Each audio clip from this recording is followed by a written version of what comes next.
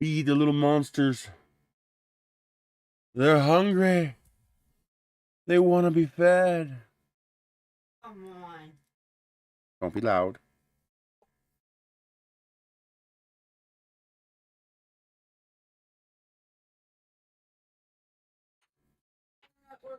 Yes.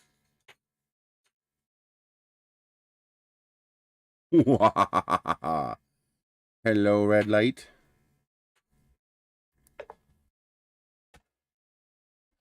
Red light, green light.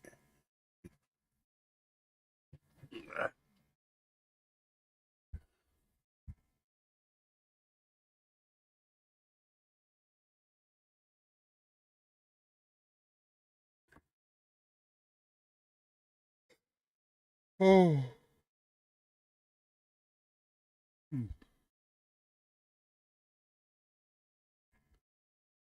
How are you doing today?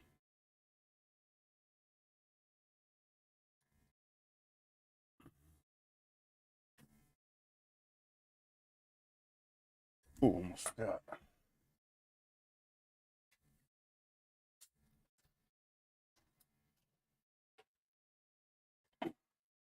Gotta make sure my batteries are charged up.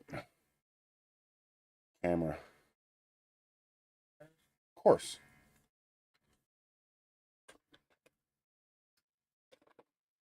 Go to a zoo and not take my camera?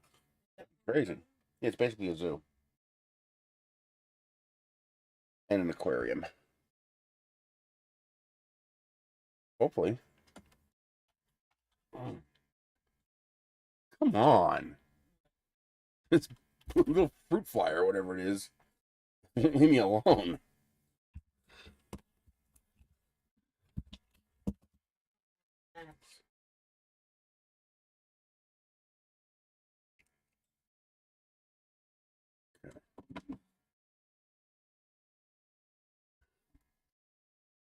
I love these LPE6 batteries that have the built-in USB port.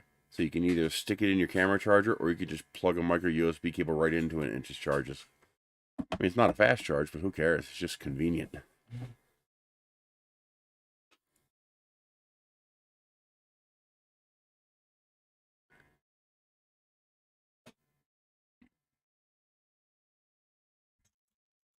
think this flash drive is bad. Something wrong with it. It's a 500 gigabyte HP flash drive, but it'll transfer at 400 megabits for a couple of seconds, and it drops right down to 100 megabits. But then if you transfer long enough, like more than about maybe a gigabyte, it drops down to 30 megabytes, even 1 megabyte per second, and stays there. And it will not go. And like 5 minutes later, it'll bump back up to 35 to 100, then bump back down to 1 megabyte per second. So I think there's something wrong with the flash drive. I guess I'm going to find out whether they still have lifetime warranties or not. Not much. We're going. Oh, that's fully charged. My friend David came down to visit from Denver, and we're going to go to the biopark to check out the zoo today. So about 12:30, we'll finish up here and we'll head down to the biopark.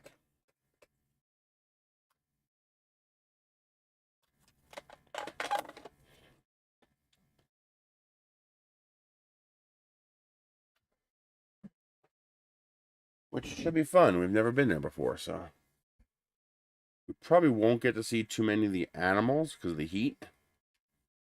It's going to be pretty hot today.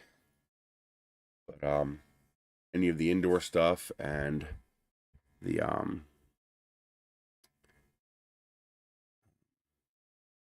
aquarium and stuff we'll be able to see. Yeah, I bet they will. We live in the desert, so about 1 month per year we have insects. They're more common down there. Yeah, we're going to get pretty close to like 38C today. They're like, what, 98? But as long as you're not in the sun, it's fine. It's really not that big a deal. Oh my god, I can't stop freaking yawning. But this month is our monsoon season, which sadly for us was about 4 days of rain, and that's it. But it was enough to, my whole yard's green. Like that hardly ever happens. Yeah, 110 with humidity, you're in trouble. You need to be careful, you need to hydrate, you need to stay out of the sun. The humidity is what does it. It's not the temperature that gets you, because your body has a cooling system that works pretty well. But when humidity is high, your cooling system can't work. So yeah, that gets very dangerous. Keep an eye on your elderly. You gotta remember, a fan does not cool you once you run out of sweat. You're just blowing a hot furnace in your face. So you gotta make sure your elderly stay hydrated, especially electrolytes. Believe it or not, get some zero sugar Gatorade. Oh yeah, you couldn't exist in one of those cranes without AC in today's day and age. Forget that.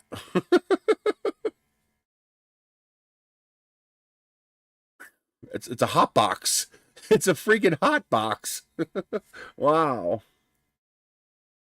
Don't forget salt. Add a little bit of salt to your water. Add the minerals. There are people who have died from water poisoning.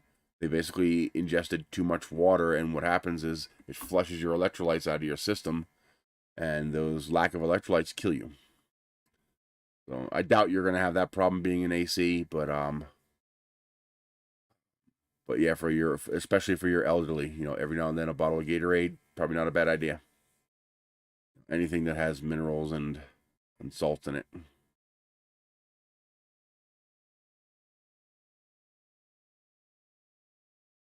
Well, when I say salt, I mean salts in general. When you sweat, you excrete a lot of the salts and minerals.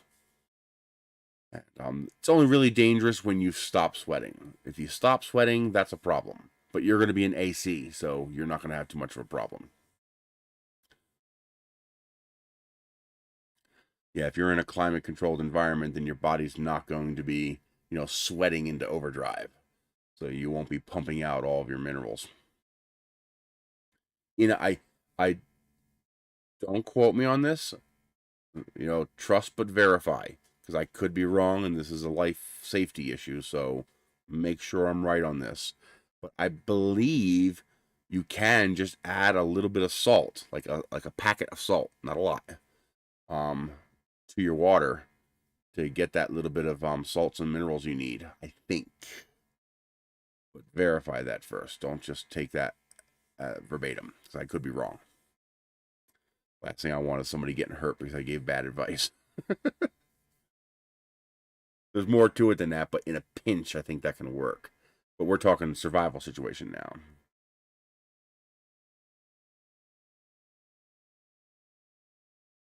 Yeah, if you can, I'm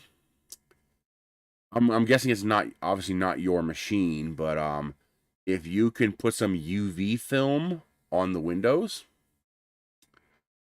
it's kind of like tint, but it's not actually tint. It's clear.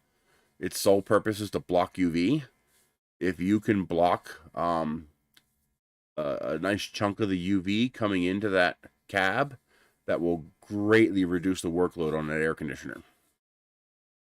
Because remember, there's two kinds of heat. You have heat by conduction, and you have heat by radiation. And when you're in a cab like that, you have both. The sun is heating up the cab, which is going to propagate some of that heat inside, depending on what kind of insulation I have. And then you also have heat by radiation.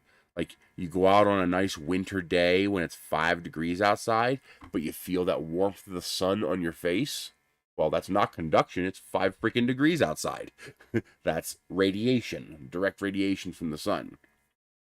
And UV filters will block a lot of that radiation entering the cab. And also keep you from getting sunburned. Yeah, thankfully a lot of those machines are painted yellow, which helps. Because yellow is, like, for example, the John Deere's, man, that's crazy. The fact that they're painted a dark green. Yeah, I get it. That's your colors, but that's the wrong color to paint something sitting out in the sun. Ideally, you want white. because white is going to be the most broad spectrum reflective.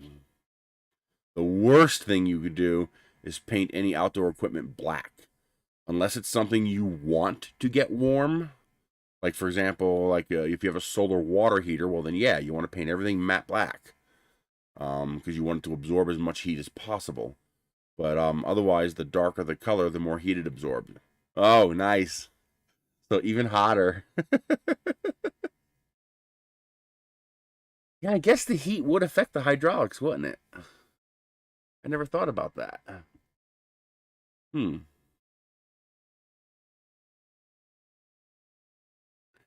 Did you know that hydraulics are the most efficient energy transfer system mankind has ever created? You know, all energy transfers are lossy. Anytime you convert or move energy from one system or position to another, you lose some. It's called conservation of mass and energy. It doesn't actually get lost. It gets converted to heat. You know, when you do this, well, where does that energy go? Well, it heats up your hands. That's where the energy went. The most efficient energy transfer system mankind has ever created is hydraulics. A good hydraulic system can transfer 98% of the input energy. That's ridiculous. The next closest thing we have is electricity.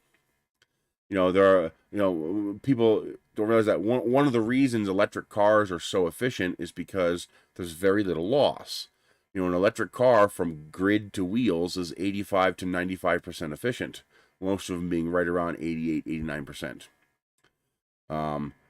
But hydraulics are upwards, a good hydraulic system is upwards of 98% efficient. So if you put 100 watts of power into one end, you get 98 watts out the other end. It's ridiculous. It's incredible how efficient it is. That's why hydraulics work so well. That's why we use them for all that machinery, because it works so well. I mean, think about it. You know, when your arm lifts up or your bucket closes, there's nothing on the arm moving it. There's nothing on the bucket closing it. How does that work? Well, your engine's inside the machine, and you're transferring the engine via a hydraulic pump to the bucket and the claw. And if there's too much energy loss, that's not going to work too well. That it's impressive. It really is impressive how efficient hydraulics are. Hello, Ronald.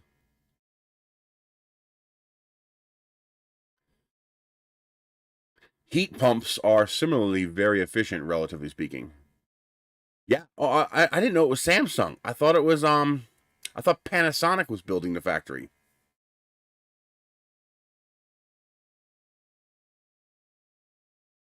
Well, okay. Electric heaters are 100% efficient because entropy says everything ends up as heat. So no matter how inefficient any individual component in the heater is, that inefficiency is going to manifest as heat. So ultimately, it is technically 100% efficient. I thought it was Panasonic that was going to build an electric plant.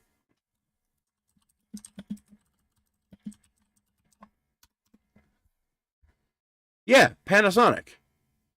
Panasonic Holdings is considering, well, they're not doing, considering building a new battery plant in the U.S. to supply electric car maker Tesla.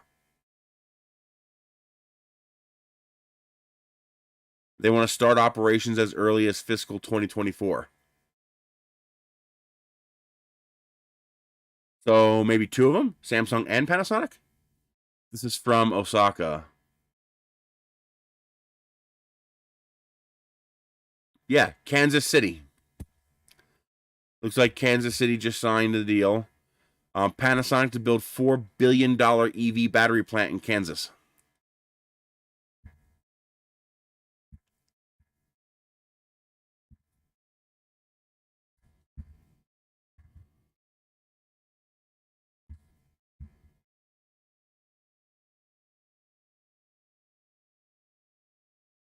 Okay, so that's good. Two battery plants. Hey, that's more jobs, baby. We'll take it. And good paying jobs, too. union jobs, usually. Although battery production is largely automated. So while the jobs will be good, there might not be that many of them. Depends on how much labor.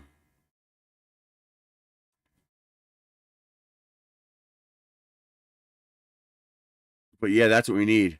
And don't believe that BS about how bad batteries are, too. Lithium ion batteries are 98% recyclable.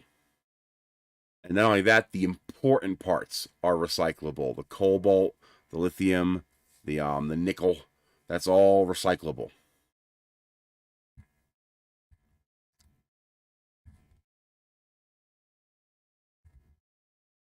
This is where taxes can do a good thing.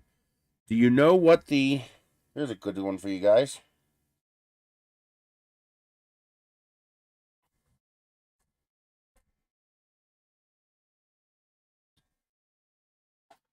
Oh, seriously?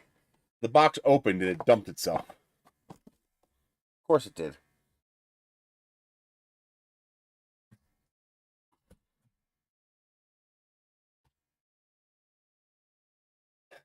Lead acid batteries.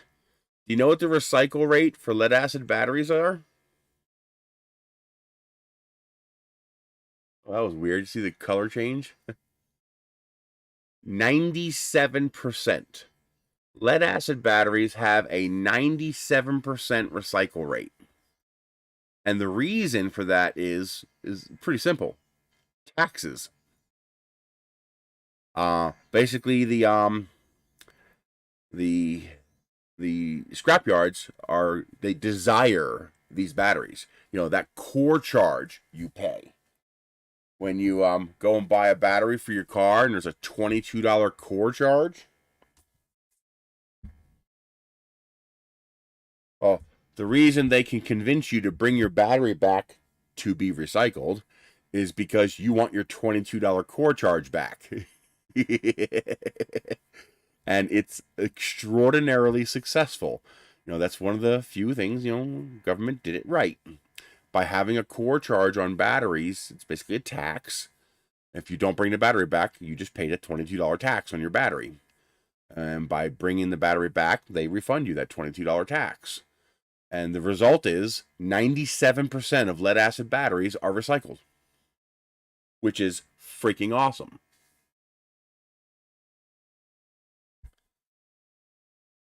Print anything. Not in the last few days, I haven't printed anything. Oh, I printed some more of these. I got about 24 of them printed. My little F-bombs. I got the little hooks in, so I've been printing these off. I just had a failure. I tried to print a batch of green ones and it failed. So I got to figure out why it failed, because it's a pretty simple print. It shouldn't have failed. So I got to figure out whether it was a temperature issue or if it's just a fluke. So I got to watch it. I got to start it again and sit there and watch it. It was a sample roll of filament that I used. You ever get around to printing the moldings? I actually did print one. I printed one sample piece of molding. I have a 9-foot long molding that I printed over there, sitting against the wall. I actually printed that on the CR30. The experiment was I can't design a part to be 10 feet long because you can't bring that into Tinkercad. So I designed it to be 1 feet long, and then you just stretch it out. So you design a segment, compress it by 10, lengthen it, and now the holes are the wrong size and the wrong spacing. But when you stretch it out in the slicer to 10 feet, the holes become the right size and the spacing becomes correct. You need holes to put the finishing nails through.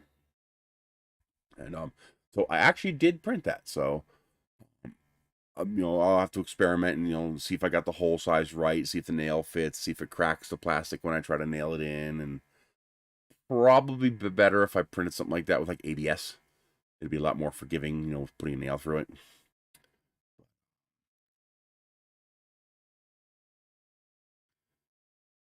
Go from there. Just go away.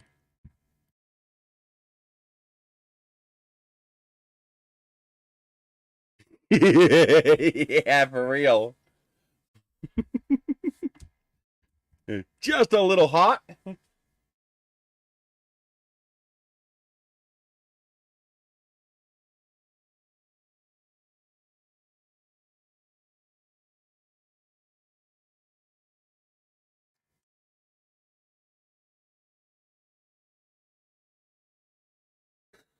So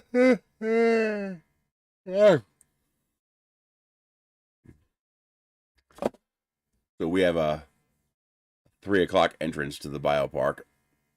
Found out we can get a scooter for Michelle, so because she couldn't walk around that whole park. And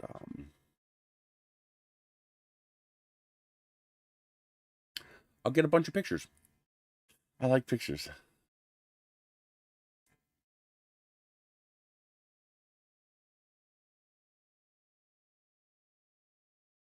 I probably will still print some rain gutters. I haven't gotten down to Albuquerque to pick up any gutters yet. I went down to Albuquerque on Saturday to replace the battery in the car because the dealership is screwing with me again. It's like I don't know if it's just I am stressed out from their procedures or if they're intentionally messing with me. But Nissan finally convinced them to look at the car. Hey Kai, of course I had to sign for $700, which I can't afford. I have to put it on a credit card to pay for them to drop the battery from Malaysia. Cool. I bet you guys are hot there. So now we get to find out whether it's going to be a Nissan repair or a comprehensive insurance repair, or if they figure out some way of screwing me and find a third option. So we shall see. It's getting to the point where I can only go about 45 miles on a charge, and then if I give it too much gas, the car shuts off because there's something wrong with the battery. We shall see. And I realized another problem. They're keeping it longer than I thought, and we have that second day cleanup at that lady's property over on Mustang this Saturday, and my Kia doesn't have a trailer hitch. Ooh, so I got to figure out how to get the barbecue and everything inside the Kia to get it over. I'll probably have to make multiple trips. But the barbecue is the hard part because it doesn't fit. It just straight up doesn't fit. There's no way for me to put that barbecue grill inside that car. And I have the small Weber, but the small Weber doesn't have a normal connection on it. Maybe you guys will know.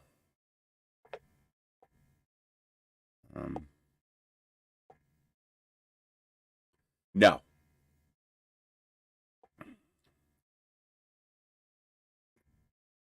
Come on, where's the pictures? Here we go. So I have this nice little Weber grill that I got for free. The nice little compact portable grill. It even has a little stand, so you can put it on a stand if you want. But it has this on the end of it. And that does not fit into the propane cylinder.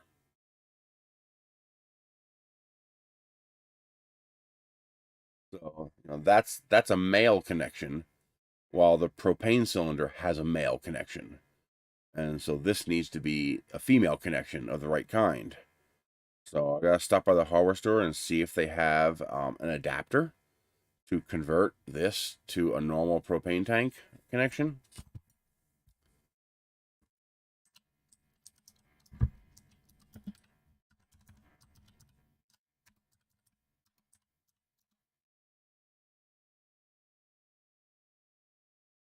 Now that looks like it.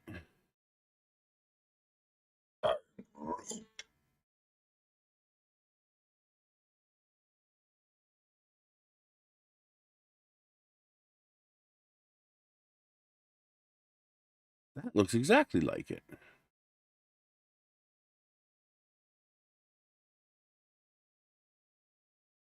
So how do I go from one to the other?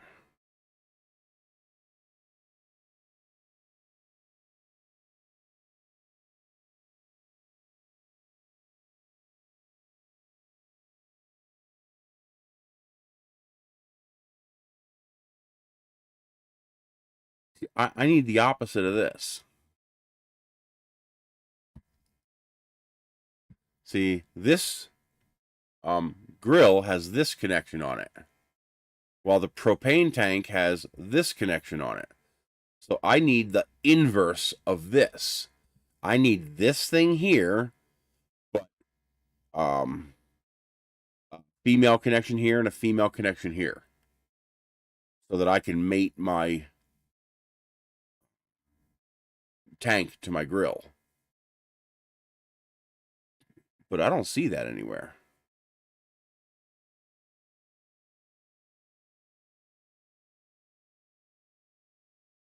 All I see is male to male. But both my tank and my grill already have male connections, so I need the females.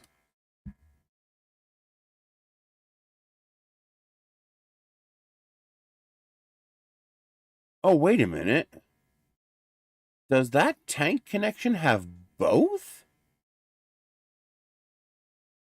See how it's got threads inside? So will that thread right into my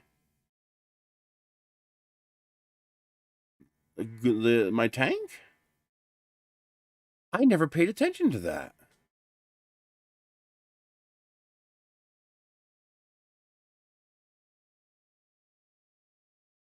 Does that have threads too? Yeah, that has threads inside too. So it might just thread right in.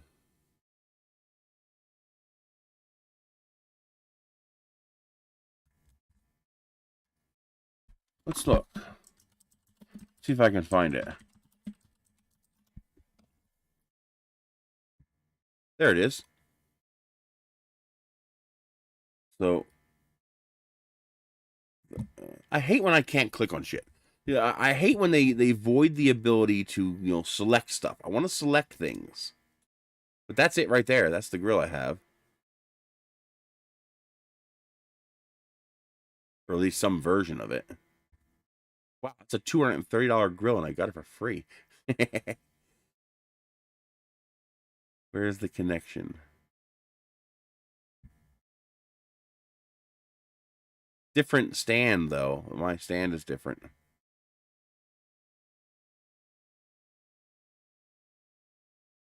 So this must be a newer version of it. Yeah, here it is. This is the stand that I have. It's this type of... It's not exactly this, but it's like this. Huh. I'm going to feel real dumb if that connector will thread right into my tank. I'm gonna feel real dumb if that is the case. Hello, Colin. Oh man, am I gonna feel dumb. There we go. Batteries are charged. I thought they were fully charged, but I wanted to make sure.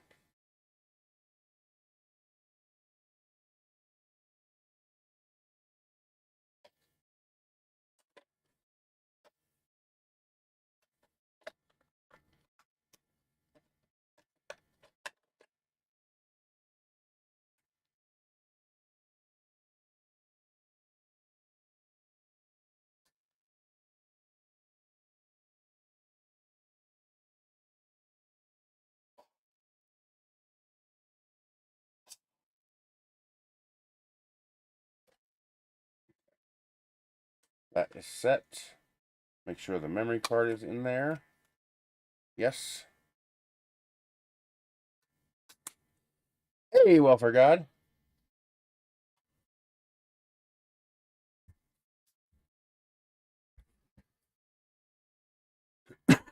I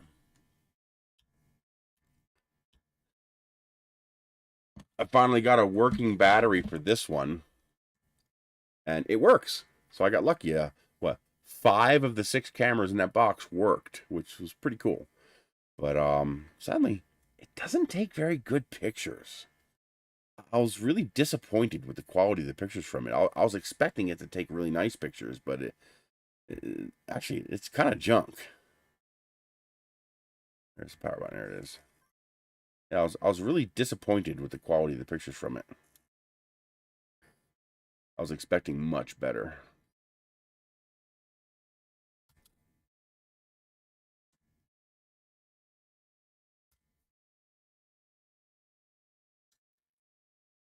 Come on out. Negative.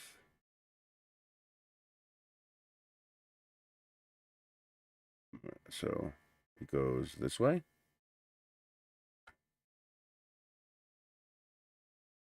Negative, positive. So yes, it goes this way.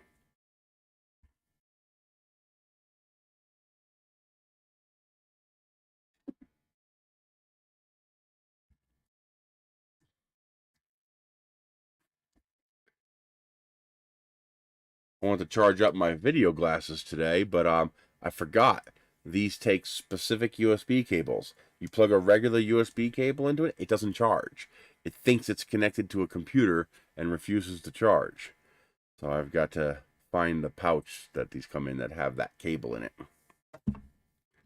Very annoying. I don't like when they use special cables. It's like why use a special cable? Why make a weird cable, you know? I've got you like film cameras? You'll like this.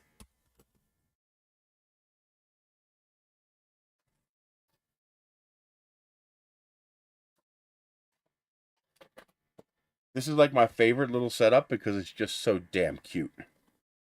It's a whole entire kit in this little bag. Like everything. Lenses, adapters, the bodies, the flash units, drive units, all of it fits in here.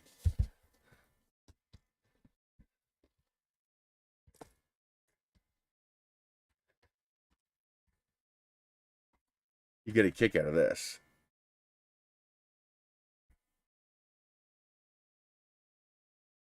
This is a full-on, legitimate, replaceable lens SLR that uses 110 film. And it's fully replaceable lenses. The little lenses pop off, and I got 6 lenses for it. And it's a genuine SLR. You're actually looking through the lens when you take your picture. This is the pan focus lens. Actually, I'm going to take this with me and use it at the zoo today. Yeah, I'm going to do that. We're going to use this at the zoo today. This is the pan focus lens, so you don't have to focus it. So it could be a little soft in the focus, but still, it's 110 film. Who cares? But, yeah, this is cool. This is the Pentax Auto 110. But that is a full-on 110 film SLR. Here's the what is this? This is 40 millimeter. This is the 20 to 40 millimeter zoom lens for it. Here's a little flash unit, but this one's broken. This one don't work. Oh, this is the. There we go. This is the 50 millimeter 1.8.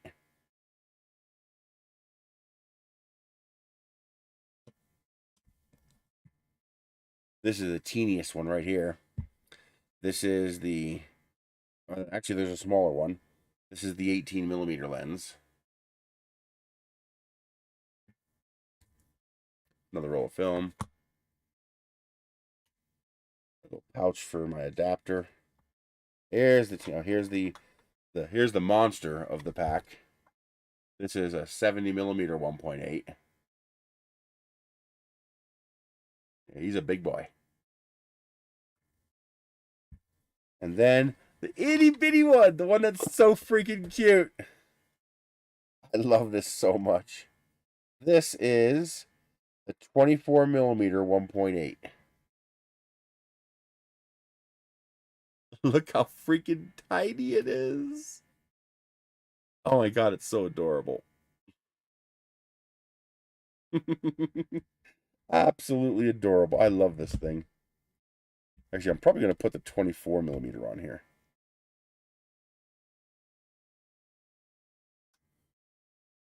Look how tiny that lens is.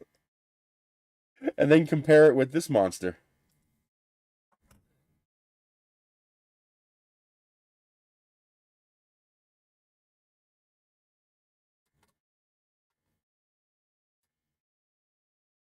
And this is with a 1.7x telephoto extender. So now this is running at 7 times 749, so 109 millimeters. It's so adorable. I love this stuff.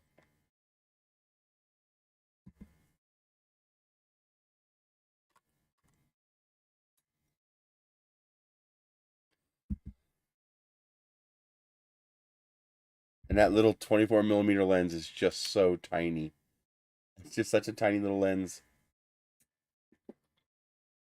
And you got all kinds of filters and stuff like that.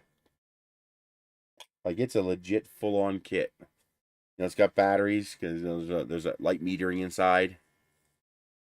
Nah, I don't do that stuff. The only one problem I have is this one. The lens is a bit loose. It doesn't actually lock into place. But it's a pretty rare one. So I've actually got the full set. I have every lens available for it. I love old, weird photography crap like this. In fact, I think I'm going to take that with me today and fire off a few shots on it.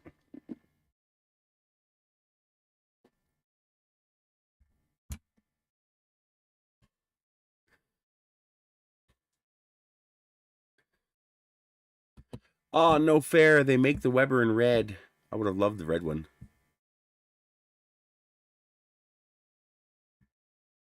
So maybe I have the Q3200 because no, I did get one kit that came with like half of that. Otherwise, I just had to snipe, stuff on eBay, until I collected everything.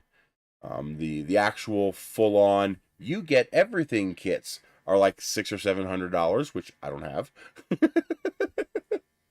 I think I got $150 invested in that. But what was the most expensive piece? I guess the working camera was probably the most expensive. You can usually get them pretty cheap. Sometimes depends. Yeah, I think this is the one I have. That right there.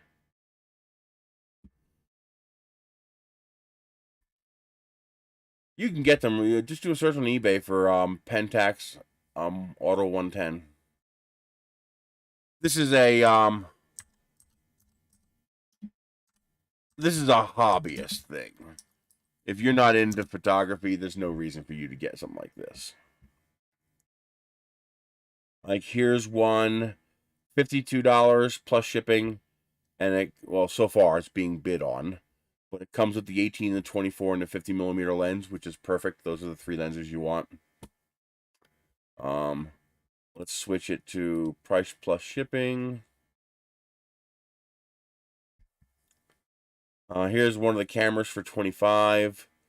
But you really don't want to buy something like that. You want to buy it with, a couple of things to go with it so you can actually use it. Let's see here. That one is for parts. We don't want that. That's for parts. That's as is, so it may or may not work. Here's one that's currently at $43. I will be doing my own film developing. I used to do that. I used to roll my own film, develop my own film. I couldn't print my own film at home. I used the lab at school to print my film because they had the enlarger and the developer and all that stuff. I didn't have an enlarger, but you don't need an enlarger anymore. You can now get relatively affordable. Michelle, did you fall asleep? She's snoring over there.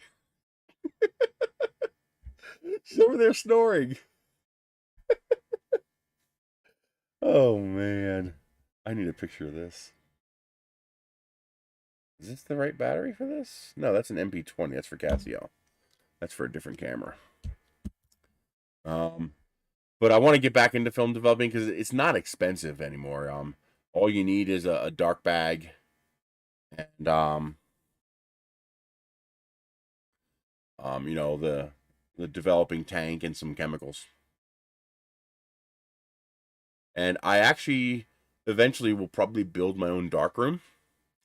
I mean, I already have what I need. So I have a walk-in closet. I can cut off half of that closet with a door or a curtain, and I can actually make my own darkroom.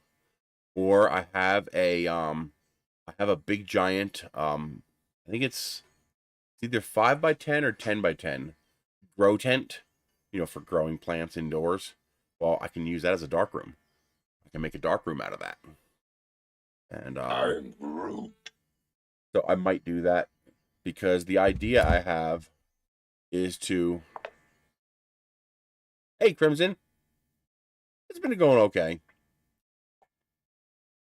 So this phone, and I have other devices that do the same thing,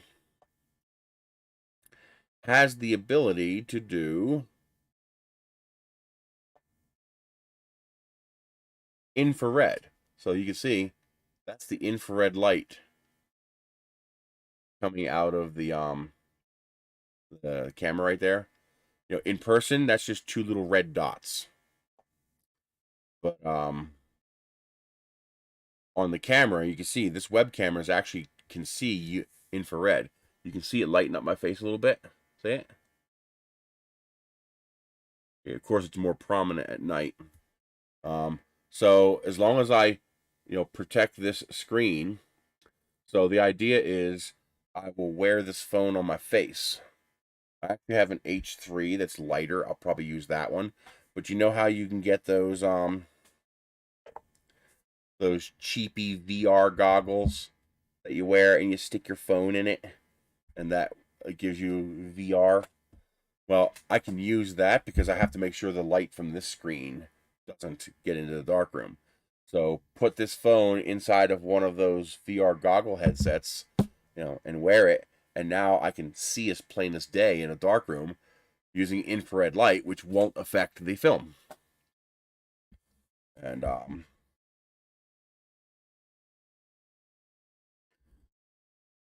then I won't need to work blind inside of a dark bag. I could just look at what I'm doing. So I definitely want to get into that and develop my own film because I also like APS film. APS film is one of my favorites. I love APS film. I have I have a whole bunch of these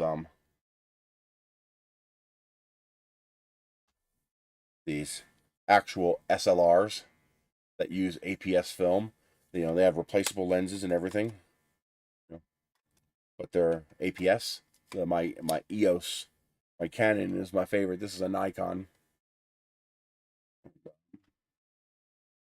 but I love APS film.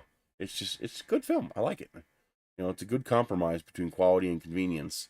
And you know, obviously being able to develop myself would be nice.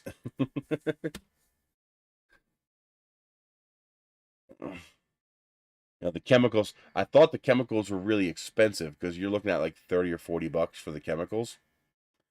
But then I found out you reuse the chemicals. You don't throw them away. And so you can get between, you know, 20 and 40 developments on a set of chemicals. So you're only looking at about $1 a roll of film to develop. I was like, I can afford that. I can afford $1 a roll.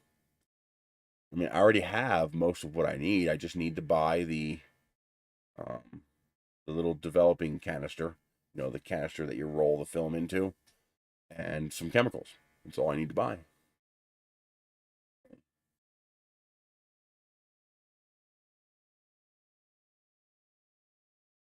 Oh, oh. Wow, here's an Auto 110 Super, the newer version. Exactly. Well, here you can see. I can't afford it right now,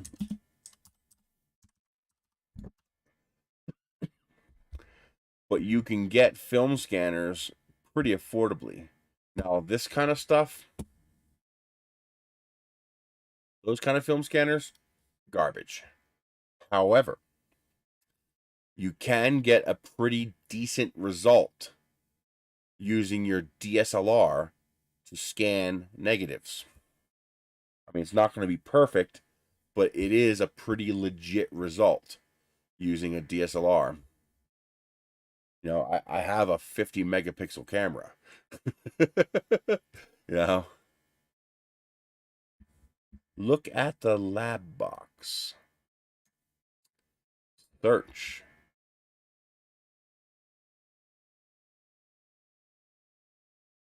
Well, that is a development tank.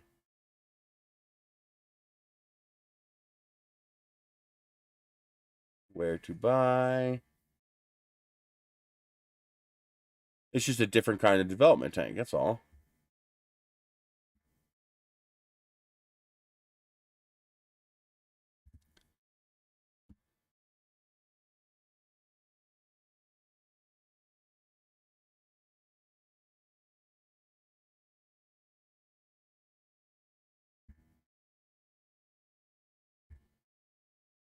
Well, so can a spool tank.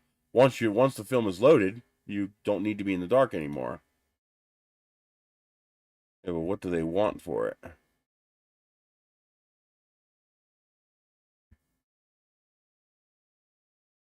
Boy, none of these freaking websites load. I'm not making an account just to look at your goddamn prices.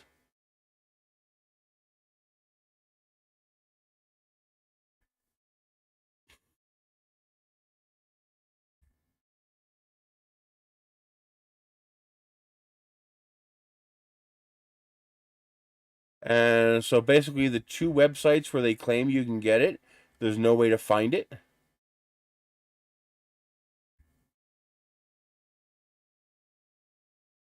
Darkroom, maybe?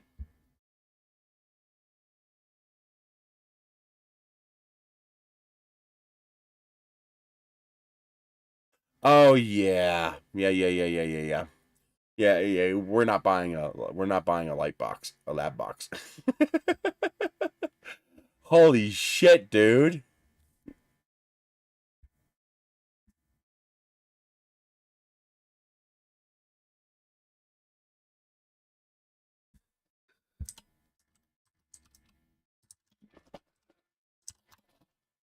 Well, now what?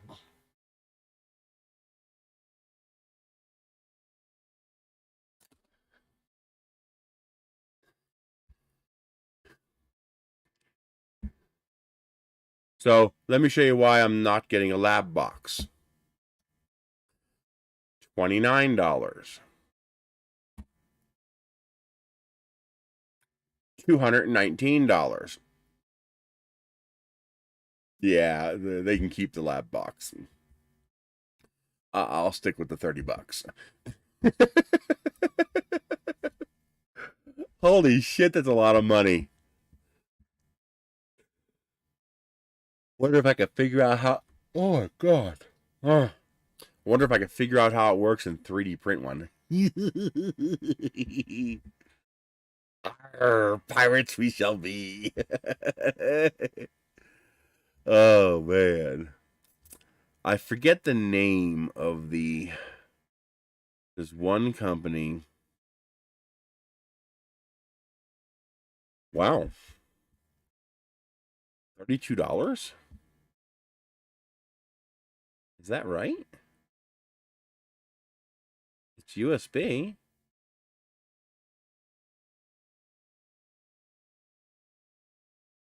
It's untested though.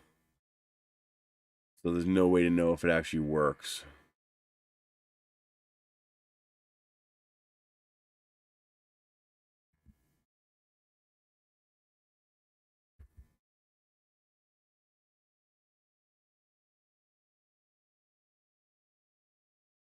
Huh. Might be something to look into, this Pacific Image negative scanners. But there are relatively decent film scanners you can get in the $150 to $200 price range that you can snipe them on eBay used. So now I don't need to enlarge my pictures. If I can digitize them, then I can just send the picture to my inkjet printer. So that is something to. That's actually what got me interested in film again, was the fact that you can now get relatively affordable film scanners. Affordable being a relative term, of course, but still, it's within the realm of reason. But here you go. Here's an Epson Perfection 3590 with film loader for $50. It's a bit of a gamble, but there's an option. So film scanning is within the realm of reasonable. Exactly, because now it's practical. Because developing is pretty easy. It's the enlarging that's the problem. Here's a Epson Perfection V330 for $70. But I'd rather have something a little more dedicated. I'd also like to have something that can do APS. Something that has a feeder made for handling APS, which is a little harder to do. Here's a Nikon LS2000 for $50, $70 with shipping. That's the one. That's the one people were looking at. The Epson. Actually, what am I doing? Just type in Epson.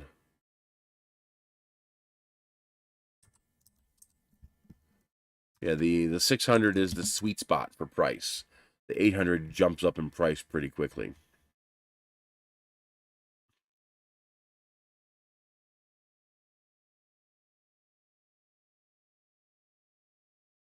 Yes. No. Okay. If your sole purpose is simply to take pictures, you're crazy to even touch film. Digital is superior in every single possible way. I mean, I went to digital when my first digital camera is this one right here. This is my first digital camera. This is a Casio QV10A. I bought this at CompUSA, a computer electronics store that doesn't exist anymore.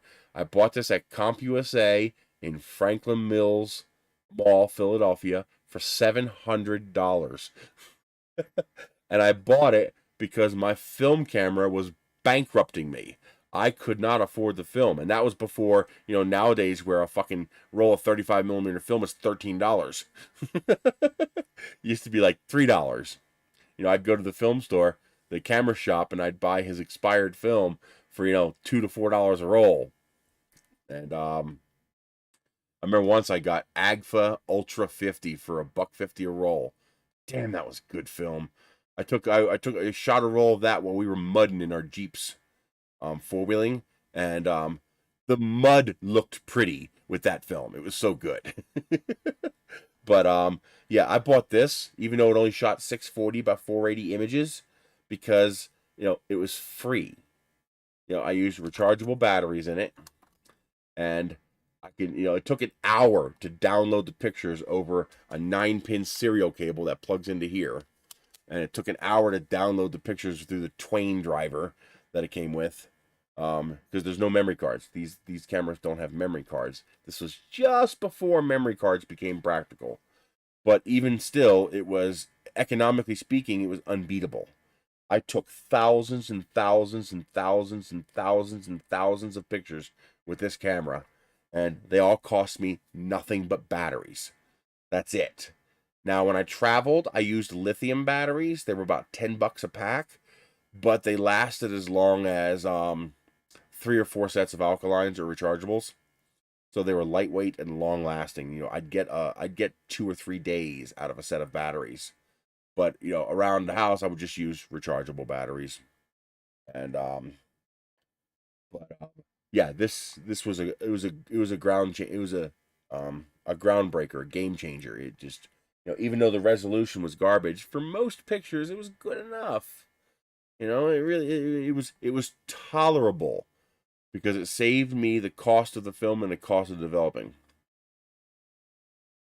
Now I don't want to do that. That's wrong, because To me, that's theft because that process costs people money, and so I wouldn't do that. But I'm a good pirate. Arr. But yeah, this is my first digital camera, the QV10.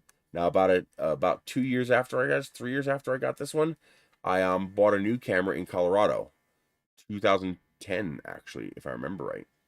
Was it 2010? No, I think it was no, it was before 2010. It was 2001, I think, 2001. Um, the I went and bought a Polaroid PDC 700. Mine doesn't work anymore. I'm trying to find a replacement so I can have a working one. Because it took compact flash cards. It had a flash, which this doesn't, and it shot XGA pictures, so 1024 by 768. Now, 1024 768 is not enough for action shots and stuff like that, but it is enough for people and family shots. You will be able to make acceptable 5x7 prints with an XGA resolution camera, as long as your subject is close enough to take up most of the frame. Like family shots. If you want a picture of my face like you see it on your screen right now, XGA is fine. And now, if you want a picture of, what's on that box right there, well, XGA is not going to work. But for people shots, it works fine. And then my next camera after that, my dad helped me out. We split the price. He got it for me for Christmas. I paid for half of it because it was $1,100. It was the Nikon Coolpix 5000. It was what eventually became known as a prosumer camera. So it looked like an SLR, but it did not have a replaceable lens. So it was like a stepping stone in between, this kind of camera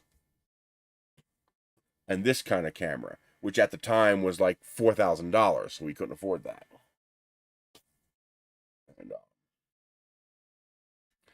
And then my fourth camera after that, and that eventually became my final upgrade for many, many years, was a Canon XTI. That was when the digital SLR started to become affordable. So, but yeah, that's my first digital camera right there, Casio QV10. Even came with a little case. My battery door's broken now. So I could probably get another one. They don't sell for that much anymore, but this one works, so why bother? I just have to hold the battery door shut, It's not like I use it every day. But yeah, you can get film scanners relatively affordably now. Let's see. Here we go. Here's a V600 for $400. That looks like a relatively new one. Here's a V800 for $340. I can't afford it, but it's there. Here's $379 for a V700, $402 for a V850. So $300 or $400, you can actually get a really nice one. But there is another. I'm trying to remember who makes it. I'm trying to remember the name. I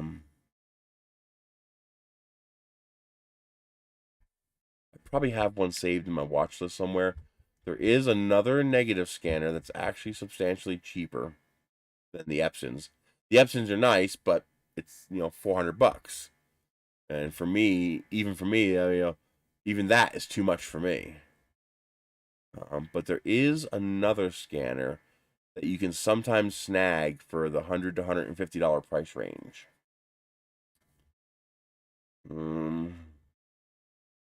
I probably have one saved. I'm just gonna find it.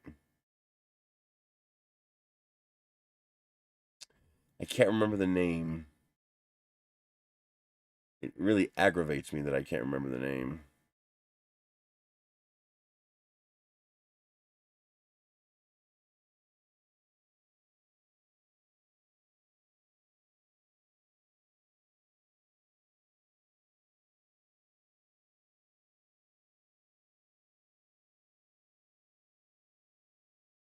Come on. I've got to have one saved in here somewhere.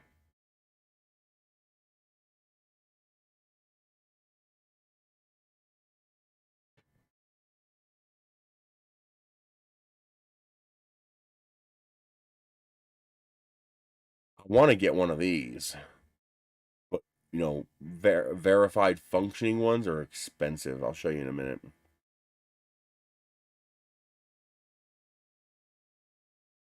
Come on. Gotta be here.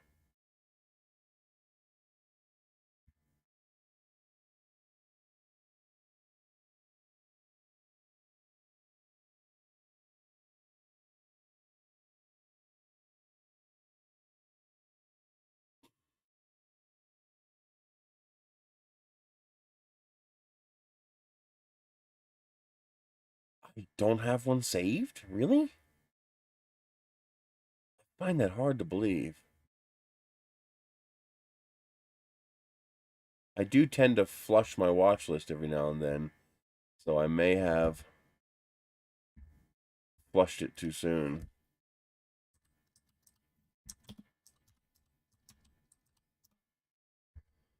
So I'm gonna have to find it by luck. Let's sort by price, and then jump to approximately the $200 price range. No, we're still under 100. Okay, we're getting there.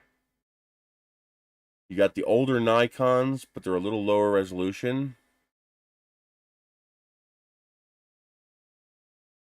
It might be Plus Tech.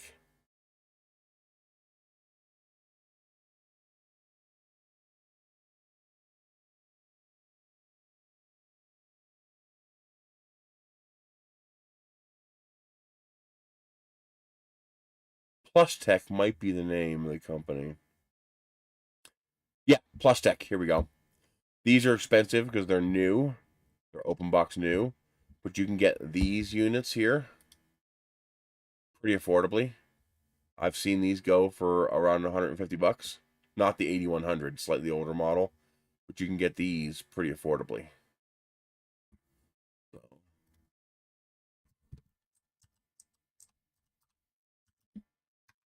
Come on.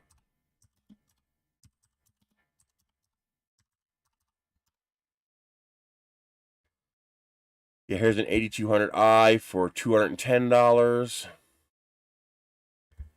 Sort by price. Here's a 7200 for $99. Here's a 7600i for $140. You can see you can get, just make sure it comes with the software. It's actually licensed software, and you get a free license by having one of these scanners. So you want to make sure you get one that comes with software. But you know, as soon as you get to the $200 price range, you start getting in the box, working, comes with everything. So there, $194, 195 bucks, free shipping, and you can have a usable, decent resolution film scanner. It might not be quite as nice as an Epson, but it's going to be half the price. And the actual scans are pretty equivalent. Nice.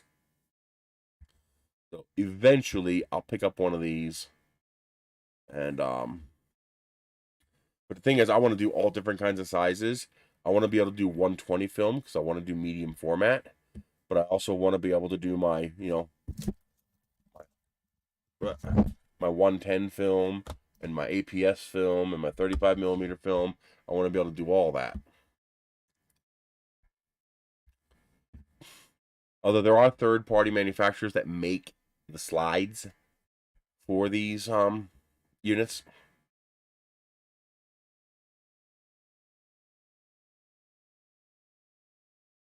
Yeah, but to get a flatbed scanner capable of enough resolution, oh god, to give me, you know, usable results, it's a lot more money. You're spending in the $400 or $500 price range. I mean, you can get older flatbed scanners that have film holders, but they're much lower resolution.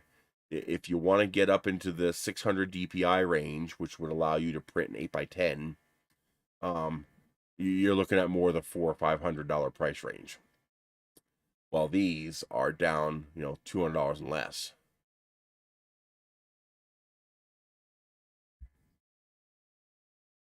So, for my day-to-day use, I mean, I'll always use digital. I mean, even this piece of shit digital camera is better than any film camera as far as convenience and economy goes. But, film cameras, well, they're just fun. There's, I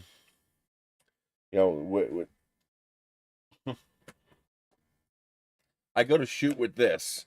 I've got this big honking lens here. And, this is nice glass. This is a good lens. This is a 70-200 2.8 Mark II. $1,400 lens. And this is a 50 megapixel body. So this bad boy right here is 50 megapixels. And I just basically point, shoot, and go click, click, click, click, click, click, click, click, click, click, click, it blasts off 20 pictures without batting an eye. There's something to be said. There's something to be said for the nostalgia and art of photography. Yeah, it's all in the glass, baby. The glass is everything. I basically only have 4 lenses I can use on that camera. I mean, well, technically I can use any of my lenses. I mean, if I really wanted to. Well, this one won't work because it's an STM lens, and this is actually a pretty good lens. But I could basically stick any lens I want on that camera. But only 4 of the lenses that I have are actually capable of resolving anywhere close to 50 megapixels. So, while that camera will take a 50 megapixel image, the lens has to deliver 50 megapixels of quality to that sensor. That 7200 will do that. My it's here somewhere. My Sigma 150-600 will do that. My STM 40mm will do that. I still need to get a 24-70 L lens, but they're so expensive. I mean, Jesus. They cost so much money. Yeah, I'll show you. Because the 24-70 is a nice range.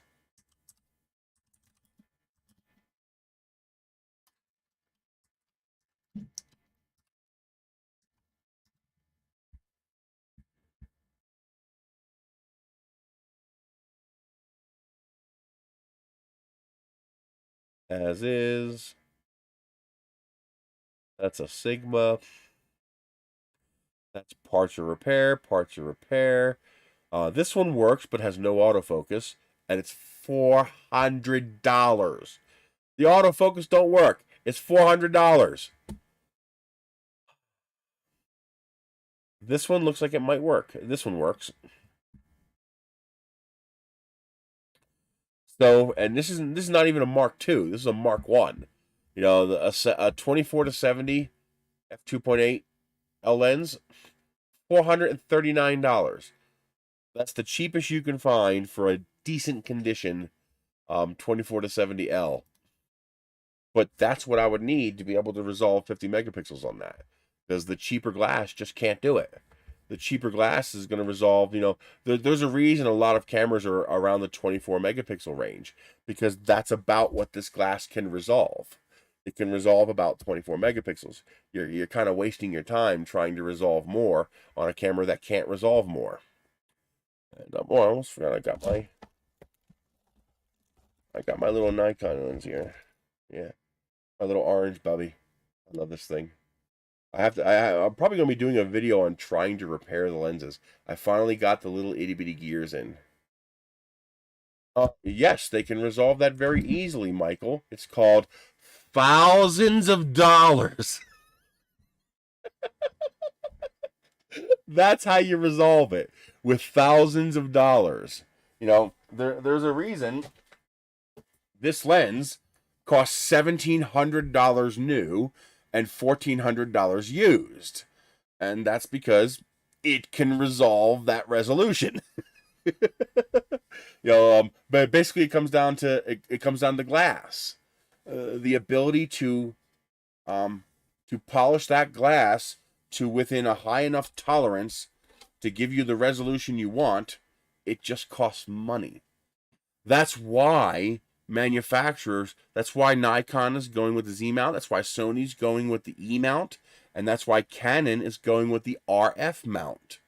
They're using sub full frame sensors.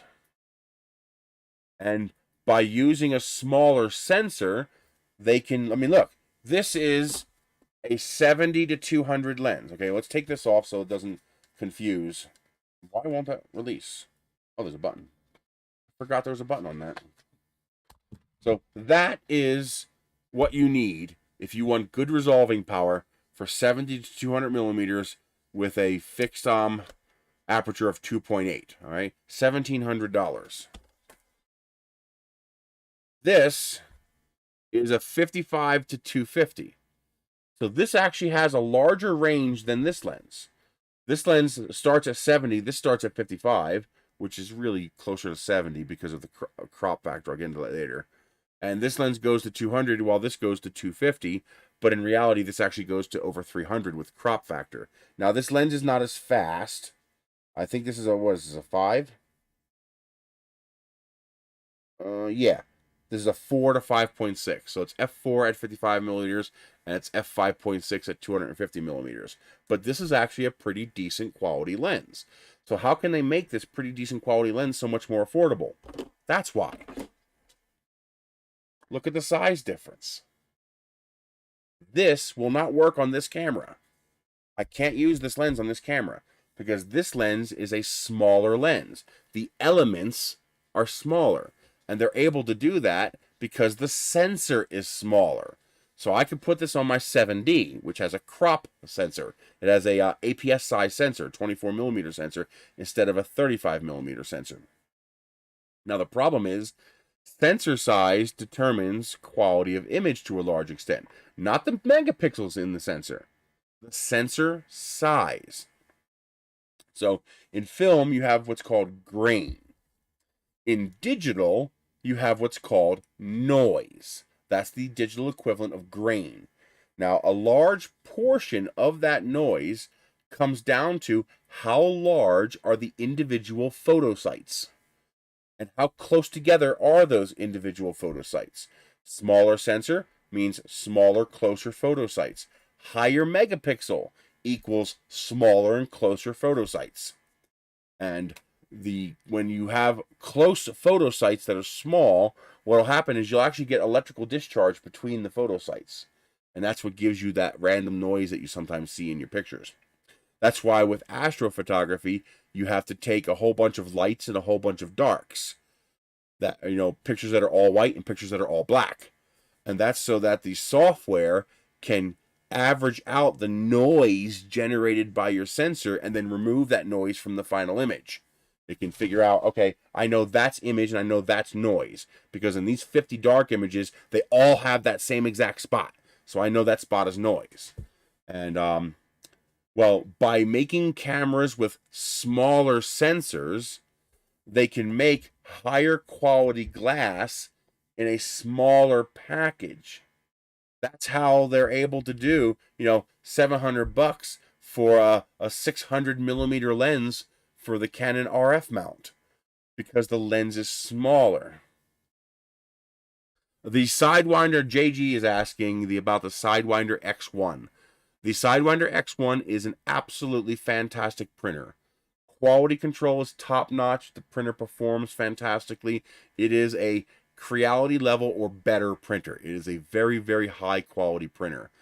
The only downfall to the X1 is that it uses ribbon cables to transfer power along the axes. So it doesn't have the wires hanging around. It has those ribbon cables. So you're going to have a ribbon cable on the Z-axis and you're going to have a ribbon cable on the X-axis.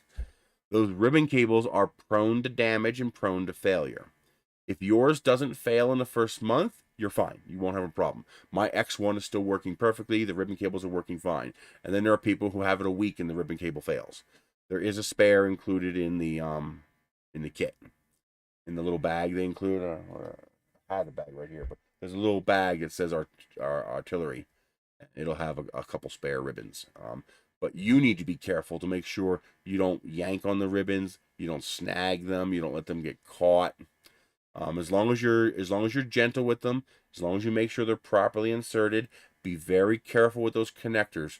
They are very delicate and very easy for you to destroy. So be gentle. All right, as long as you're gentle with it, and as long as you make sure nothing snags them, you'll be fine. You won't have any problem. So part of the expense of making glass is how big the glass has to be. If they can make the glass smaller, then they can make the glass at the same quality but cheaper. So that's why they're pushing for smaller sensors. And the technology is getting to the point now where the smaller sensors are able to perform adequately compared to the larger sensors. And that's allowing them to shrink the size of the glass, which allows them to reduce the price of the glass.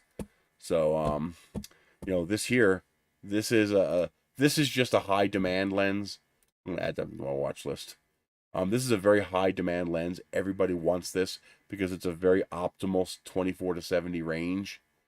And on a full frame camera, that gives you actual 24 to 70. If you have a crop factor, multiply that by 1.6. But let's see.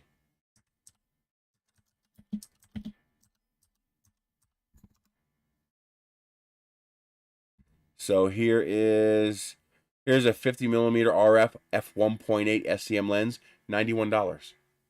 That's just crazy cheap. Here's a 24 to 105 f4 to f7. That's the thing you're going to notice. These lenses are not fast, but these new sensors can shoot at ISOs that these cameras can't shoot at. This camera, this Canon 5DS, it's a 50 megapixel monster, but it needs light. This camera will not give you good pictures at 32,000 ISO. These cameras will. So they can afford to, and also slower glass is also smaller glass. So one of the reasons this lens has such a big objective lens on the front is because it needs to let in that f2.8 light. So, if you look at, well, they have another version of this lens. It's a similar L lens. It's a 70 to 200, but it's a fixed f4 instead of a fixed f2.8. And you'll notice it's substantially slimmer and substantially cheaper because there's less physical glass. And reducing the glass reduces the price while still allowing you to maintain the quality. So what else do we got here? Here's an RF 100 to 500 f4.5 to 7.1. A 4.5 to 7.1 lens would be useless on this camera. I couldn't use it. The autofocus won't even work reliably at 7.1. But by being able to use smaller glass, they can create an L quality lens for $2,500 freaking dollars. Let me give you a perspective on that. Canon L.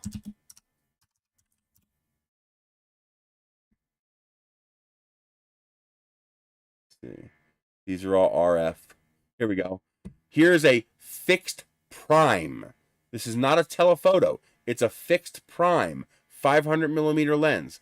It's currently being bid at $800. That's a fixed prime.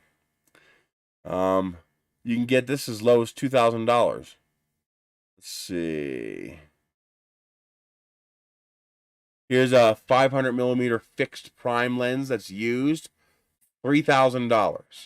Now it is an f4, which is pretty nice, but it's $3,000. Here we go. Here's another one. So the going price for a 500 millimeter prime is $3,000 used. You could buy a brand new RF 100 to 400 telephoto lens for $500 less. That's what glass is expensive. Glass costs money. You want nice glass? You're gonna pay for it. It took me years to save up enough money to buy this lens.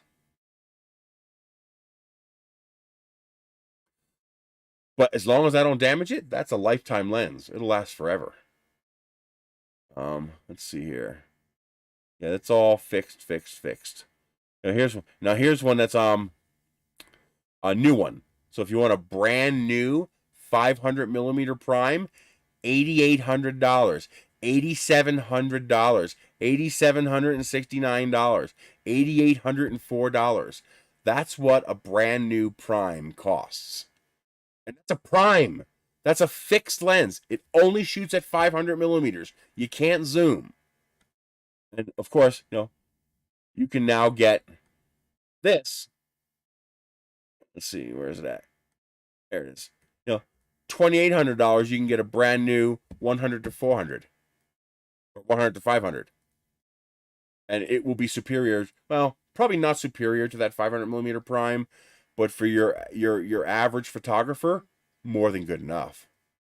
And that they're able to do that because they're using less glass, because this part of the lens is smaller. And the lens has to be perfect. Any imperfection in the lens is going to distort your image. And so the more perfect you want it, the more money it costs. And that perfection goes up in price exponentially the larger the element is. The reason these lenses cost $8,000 is because of how much work it takes to grind a piece of glass that big to perfection. It costs a fortune in labor and materials to grind a lens like that to that kind of perfection. What kind of filter size is that? I bet you it's huge. It's got to be over here. Here we go. Okay, put it this way. These lenses are so big that you can't put filters on the front, because a filter that big would cost you a mortgage on your house. Okay? So these cameras use drop-in filters. There's an opening back here on the back side of the camera. Do they show a picture of it? They might.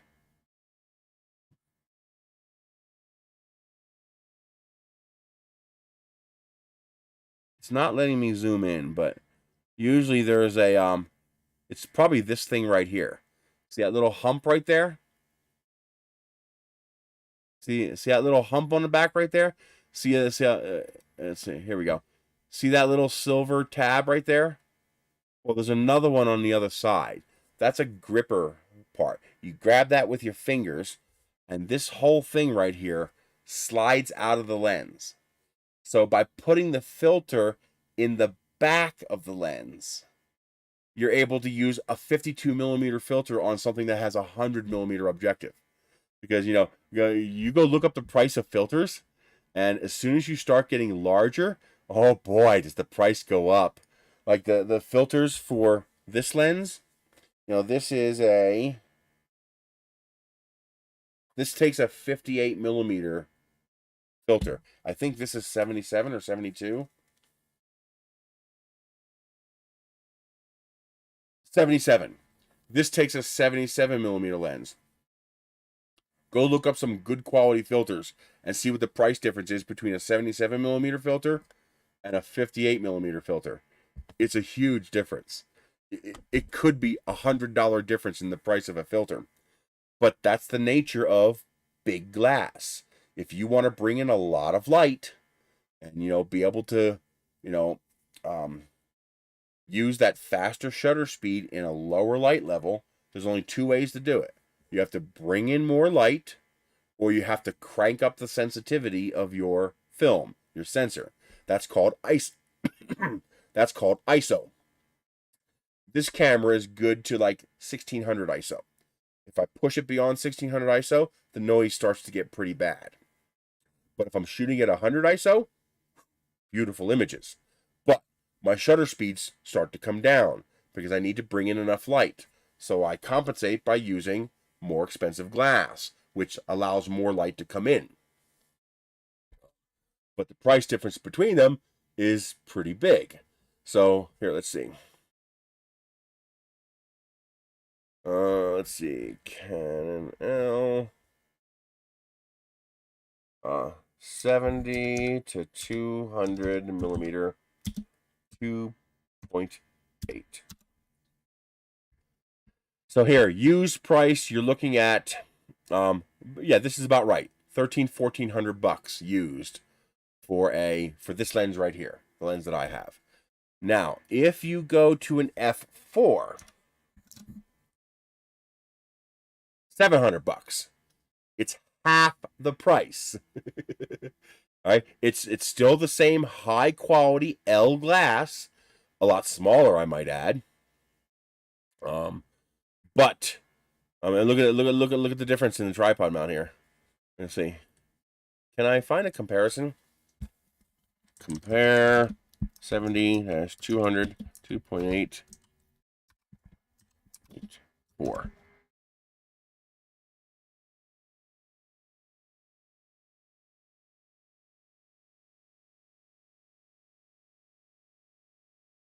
Let's see. I need to find the right ones. Here we go. I think that's it right there.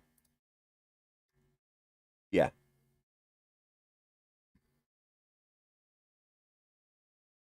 What? I don't want to download it. I just want you to show me the picture. So you can see the size difference.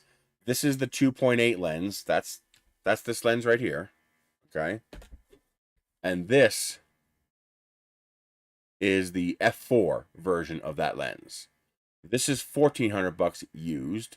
This is $700 used. So you give up, 2 full stops of light gathering, but you save $700 in price. Now, I needed that light gathering. When you're shooting rockets, you have to use a high shutter speed, or the rocket's going to be blurry. And also, sometimes we have less than optimal weather conditions, so I need to bring in more light. So I needed the 2.8. But if you're doing portrait shots, or if you're doing landscape shots, and even some basic, animal photography shots, you could probably afford to give up the 2 stops of light and use the f4 lens. You're still going to have the fantastic zoom range. You're still going to have the high speed. You're still going to have the fantastic L quality glass, but you save $700 by giving up 2 stops of light. Well, now what was the other way you can increase light? You can use a higher ISO. The problem is the pictures get noisy. But what if you can improve the technology so the higher ISO still works? Well, now you can use slower glass. And instead of, paying more money for faster glass, you simply use a camera that is capable of using higher ISO. Well, we're finally getting to the point technologically where we can use higher ISO, which is why Canon is. Matter of fact, I think this year they're going to be making their last EF lens. They're switching completely over to RF. They won't be using EF anymore, so you won't be able to buy new EF glass anymore. And it's simply because this lens costs so much money to make, and they have to sell it for such a high price. Hey, 3DHP. So the difference is just dramatic. I mean, look, this 24 to 70 2.8 is almost as big as a 7200 4. I mean, it's incredible. It's 2/3 the size of this freaking f4 here, and costs almost as much too. This used is about $450, while this used is about $700. Yeah, it's all about glass. It's all about glass. Now, that's the good thing about the newer cameras, is they don't need as much glass. So if you get the new Canon R1 or something like that, you can use those type of glass lenses. The first photo took 8 hours to expose, really? Wow. Hmm.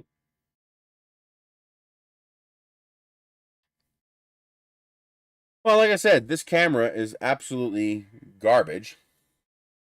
I mean, this thing's a piece of junk, but at the time, this $700 camera was a game changer because I didn't have to buy film and I didn't have to pay for developing. All I needed was to feed it batteries. And if you're using rechargeable batteries, that's a one-time $20 charge.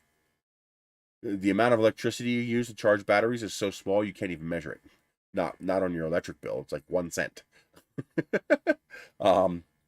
But this was a game, even though it was only VGA, 320 by 240 and 640 by 480. Yes, it had the ability to let you shoot at 320 by 240 because that doubled the number of pictures you could take. Tripled, almost tripled. But yeah, it was a game changer, and it had some cool features. It was the first consumer camera with a color LCD screen. So there's no viewfinder, you just use the screen. And it also had a swiveling lens. So you can swivel this down like this to shoot down, or you could bring the camera down low and shoot up. You know, you could turn it around. I mean, this was the first selfies. You could turn the camera around and do a selfie and see what you're shooting. It was pretty neat for the day and age. Now you can buy one of these for 20 bucks on eBay. Mostly for collector value, because they're not even worth 20 bucks. But yeah, you know, now you could buy, you know, one of these for under 200. It shoots HD video and 20 megapixel images, and I think this is 10 megapixels actually. But yeah, it's amazing how the technology has evolved so rapidly.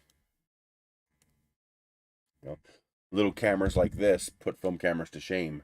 You know, these little itty bitty, tiny cameras like that. You know, stick it in your shirt pocket. You know, full-fledged digital camera. Good, because we gotta leave. 12:52. We gotta be out of here in 10 minutes. All right. Hey, you fell asleep over there. I heard you snoring. Yeah, you were snoring.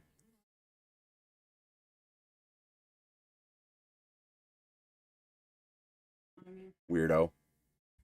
Didn't even know I fell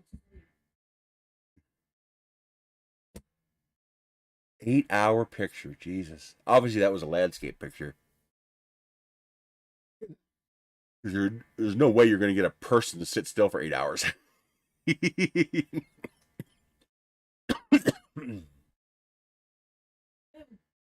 No, they don't. You can't. There's no a human person can't sit still for that long. There's just no way. No, they can't. You move around in your sleep. No, I'm talking about taking the artwork. Not for 8 hours. And also, artwork is different. You can move a little bit for artwork, because your brain will take care of the difference. Hey, Paul. That's who we're going to the biopark with.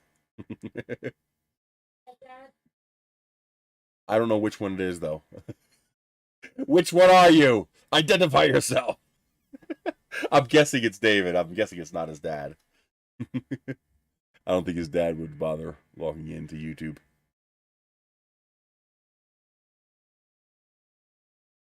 So I'm gonna take the 110 with me. I'm gonna shoot some shots on the little 110, and obviously I'm bringing the 5DS with my little bazooka. My little bazooka. That's right. I wanted to take that off because I wanted to clean that lens a little bit.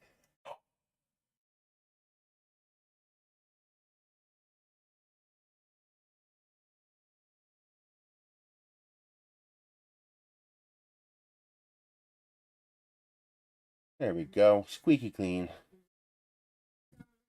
Yeah.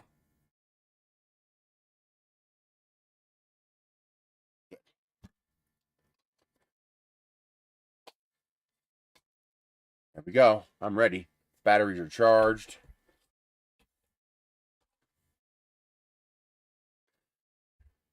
Get some good pictures. Yeah.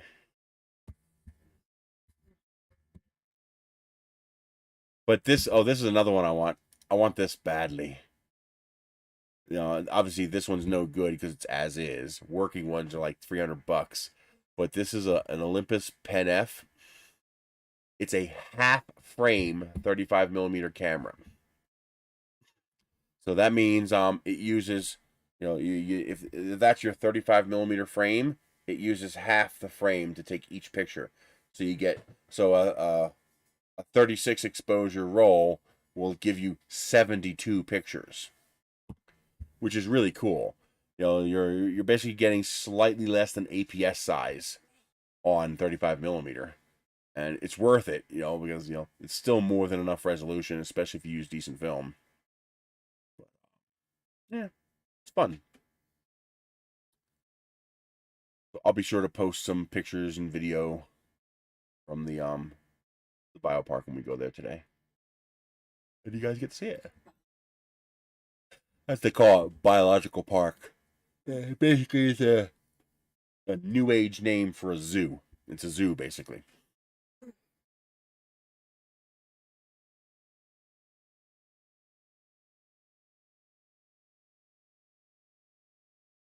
So, all right, I will see you guys next week. I got that little box printer that looks like a it looks like an Adventure 3 that I got from Vine. So we're gonna be doing that next week. So I'm gonna pull that printer out and we're gonna unbox that and try it out.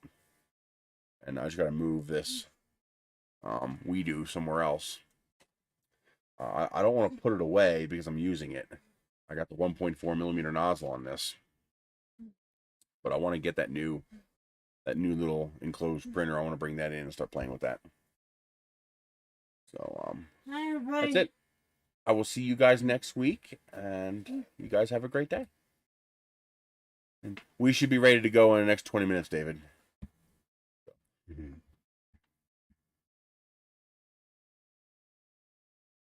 Stop streaming.